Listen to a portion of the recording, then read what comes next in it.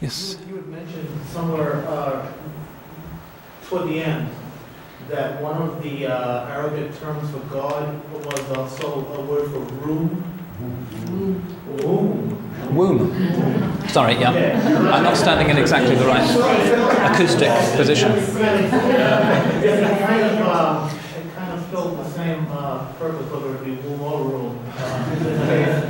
Because when you said that, I kind of flashed on the Derived, chapter 11, where he talks about the usefulness of a cup is in the empty space, and the spokes of the wheel are really not as useful as the space that supports them, and how perhaps it's the energy between things that is the God self, or the God energy, or the creative force, and maybe that is the less gender-bound envisioning of a God force, for lack of a better term. Yep, that would be a legitimate way of seeing it as well.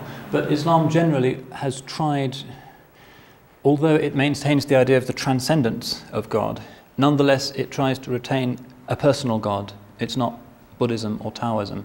You pray to God as if you were praying to a person, even though that person is unimaginably different. So Islam hasn't gone as far perhaps as the Far Eastern religions have gone in turning God into an impersonal force. But yes, womb is the term that the Prophet himself used. This is not just a theological or mystical speculation. The Prophet himself, in a sound hadith, said that God's name, Ar-Rahman, the all-compassionate, or the all-loving, is derived etymologically from the concept of womb. The form of worship doesn't necessarily exclude a mutual perception of that force. That's true. Islamic worship has two registers. It has the formal salat, the 5 daily prayers, which is like an affirmation of something that's very awesome and very distant. This tanzih, the divine transcendence and otherness.